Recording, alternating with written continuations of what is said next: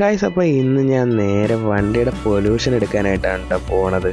വണ്ടിയുടെ പൊല്യൂഷൻ തീർന്നിട്ട് 2 മാസമായി. അപ്പോൾ ഞാൻ അവിടുത്തെ എന്തായാലും പോയി എടുത്തേക്ക്. ഒരു 5 മിനിറ്റത്തെ പ്രോസസ്സേ ഉള്ളൂ സംഭവം. അവിടുത്തെ ചേട്ടൻ 5 മിനിറ്റ് കൊണ്ട് സംഭവം റെഡിയാക്കി തന്ന്. ആകെ മൊത്തം 130 രൂപയാണ് ഇതിനായത്.